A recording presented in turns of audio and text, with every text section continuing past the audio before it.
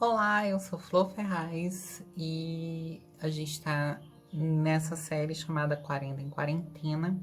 Esse é o episódio 9 e eu vou falar sobre a minha idade entre 30 e 39 anos, essa idade adulta.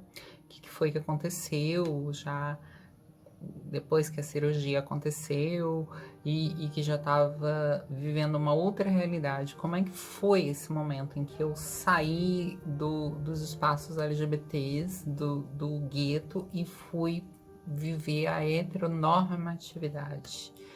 Ai, que assombro. Bom, gente, o que mais me marcou nesse período entre os 30 e os 39 foi a minha decisão de mergulhar profundamente na minha carreira dentro do teatro. Eu durante muito tempo quis ser atriz, mas eu tinha muita dificuldade de lidar com o meu corpo, com a minha forma que eu tinha antigamente, que eu era não binário. E aí eu assumi lá em 2012 que eu queria ser atriz e que podia chover raios, trovões e relâmpagos, pedra, granizo, o que fosse, eu ia ser atriz, uma atriz profissional. Era mais ou menos ali no final de 2011, eu fui chamada para fazer uma peça chamada Marcas.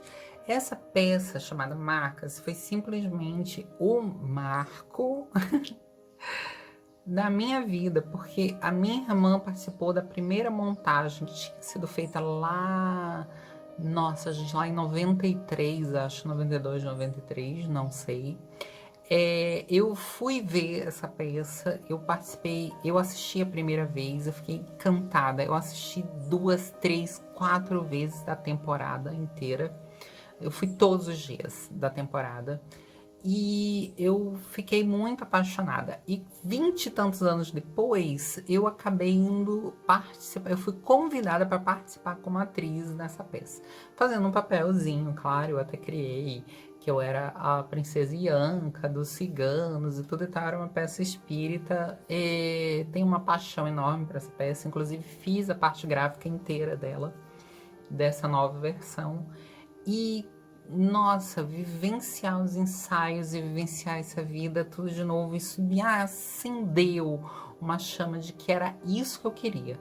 É claro que eu fiz a audição para vários personagens e eu era muito verde, porque eu não tinha feito, eu já tinha feito audições de filmes lá em São Paulo, também não tinha passado. E eu falei, não, eu quero ser uma boa atriz. Eu quero realmente mergulhar e descobrir isso dentro de mim. Eu quero ser uma grande atriz. 2012 chegou e eu falei que eu queria muito fazer. Eu ia entrar na audição do Cláudio Santoro. E quando aconteceu essa audição, eu cheguei até lá. E a minha mãe começou a fazer um trabalho que a minha irmã estava grávida e que ela precisava de apoio. E enfim, todo mundo, meu marido, na época, começou a criar uma situação muito difícil em relação a isso. Ou seja, todo mundo começou a me desincentivar a fazer teatro. E eu fiquei me sentindo tão culpada, porque eu queria fazer teatro, eu me senti tão culpada que eu me levantei no dia da matrícula lá na fila e fui embora para casa me sentindo um lixo de pessoa. E aí o que aconteceu? Eu cheguei em casa e falei com meu pai. Eu passei a noite inteira angustiada, eu não dormi, me sentia a pior das pessoas por causa disso. E aí eu fui conversar com meu pai. Falei, olha, pai, passei muito tempo da minha vida para decidir isso, mas eu quero muito fazer teatro. Eu quero muito. É uma coisa que eu quero desde muito nova, desde os 16 anos, né? Porque foi onde eu comecei a fazer teatro amador, lá mesmo na Fundação Espírita. E aí o que acontece? O meu pai virou e falou assim, minha filha, vá lá e tente fazer a matrícula, porque a gente dá um jeito, a gente ajuda a sua irmã, a gente se vira numa forma, a gente vai. E meu pai me deu esse apoião e eu fui lá. Quando eu cheguei lá não tinha mais vaga, porque era uma procura enorme, eu já sabia desse risco quando eu me levantei e fui embora. E aí o que acontece? Eu deixei o meu nome na lista de espera e falei, não vai dar certo, ano que vem eu tento de novo. E um mês depois, exato um mês depois, eu fui chamada para fazer o curso lá no Cláudio Santoro, no Liceu Cláudio Santoro, lá do Amazonas. Nossa, eu fui com tanta garra, tanta força para fazer o meu curso de teatro e eu fiz o iniciante, os 6 meses. Apesar de eu ter uma pequena experiência, mas eu achava que eu tinha que fazer desde o zero mesmo. Eu queria levar isso muito a sério. E aí eu fiz 6 meses. Depois desses 6 meses eu participei de uma audição para o grupo experimental de teatro, o GET. O GET, ele era um grupo que estava iniciando lá no liceu, onde você ganharia uma bolsa, vale transporte para poder estudar teatro. Isso era uma grande conquista. Não era uma bolsa lá enorme, mas era um dinheiro que entraria. E eu passei nessa audição e eu fui começar a estudar teatro com uma bolsa do governo. E logo depois que eu passei, eu fui convidada para dar aula lá na Zona Ribeirinha. Gente, isso era incrível para mim. E aí eu aceitei esse desafio no primeiro dia. Choveu tanto, eu vim numa balsa, a gente pegava um barco às 6 horas da manhã. Era uma voadora na época, porque o barco em si da escola estava quebrado.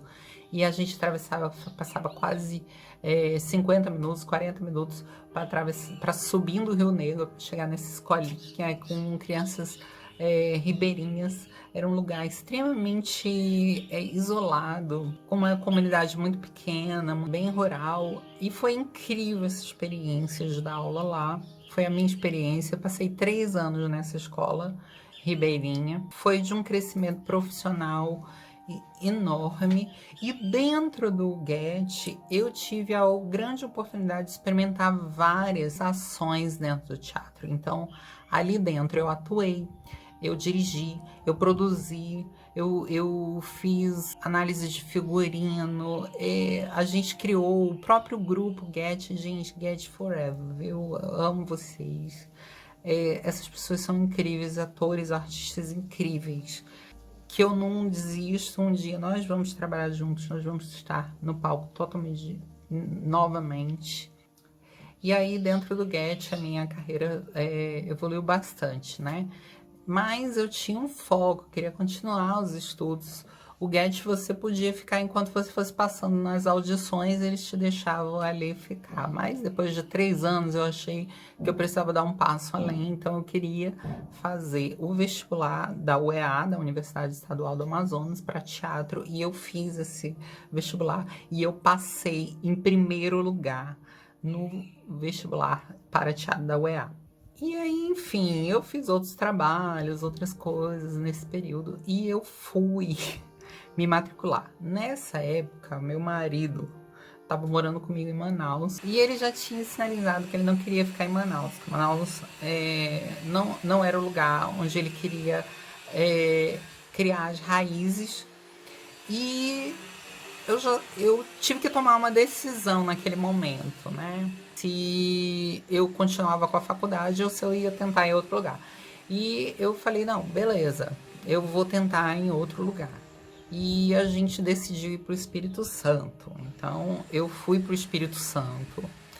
No Espírito Santo, trabalhava remoto, eu já tinha trabalhos em São Paulo, tinha cliente em Porto Velho, tinha cliente em vários lugares, porque eu trabalhava pela internet, então eu não precisava estar fixa em algum lugar, eu só precisava de uma internet boa para trabalhar, e eu fui embora do Espírito Santo numa boa.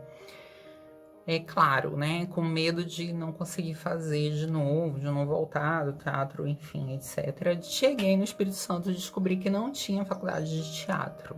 E aí, gente, eu fui procurar quais eram as alternativas para mim. E tinha um curso técnico de teatro. Esse curso, ele era extremamente concorrido. Era uma escola muito tradicional, a Fafi, lá no Espírito Santo. E eu fiz a audição e passei para o curso técnico e falei, não, vou dar meu sangue aqui, a minha garra. Eu tive a oportunidade, então, de fazer Nelson Rodrigues, que era eu queria demais participar.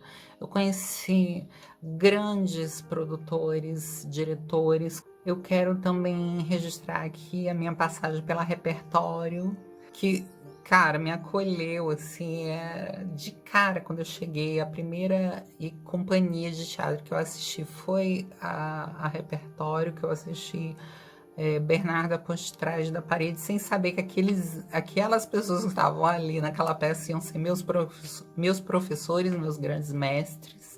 E também as participações, queria agradecer as participações que eu tive no Grupo Z, que também é outro, Fernando Marques, Carlinha, demais, né? Gente, só Ale, Bertolli, gente, só pessoas incríveis, assim, porque eles estão ali na má companhia lá no Espírito Santo e são pessoas incríveis, né? São artistas brasileiros que fazem a diferença, que fazem um material fenomenal. Gente, que dó que eu tenho de a cultura de não ser valorizada, porque essas produções que foram feitas lá no Espírito Santo, elas precisavam circular o Brasil inteiro, assim como produções do Amazonas tinham que circular o Brasil inteiro. Enfim, o Brasil precisava respirar a sua própria criação, tem muita coisa boa sendo feita, infelizmente é muito pouco que circula pelo Brasil, nós precisamos valorizar mais os nossos artistas. O Espírito Santo me deu milhões de alegrias, a minha carreira como atriz funcionou muito no Espírito Santo. Uma outra coisa que se deu muito lá no Espírito Santo foi o desenvolvimento da minha escrita. Pela primeira vez eu fui fazer parte de um grupo de mulheres, que isso é outra situação também, que é a questão do meu feminismo. Eu tive um contato muito maior com o feminismo, de estudar, de participar com outras mulheres em relação a isso. E eu entrei num grupo chamado Elas Tramam, e esse grupo, ele incentivava mulheres a escrever dramaturgia. E eu já tinha escrito dramaturgias antes e eu só desenvolvi essa dramaturgia. Eu também trabalhei como designer nesse grupo e como co-coordenadora, junto com a Nieve Matos. E nós conseguimos lançar 3 livros por esse coletivo. Eu faço parte dos 2 primeiros e-books. Ali naquele momento eu vi que eu tinha um compromisso enorme com a comunidade LGBT, como eu tenho ainda, por isso estou fazendo esses vídeos. Escrevi, então, uma peça infanto-juvenil sobre uma garota trans de 15 anos. Quem tem medo da monstra, esse é o nome da peça.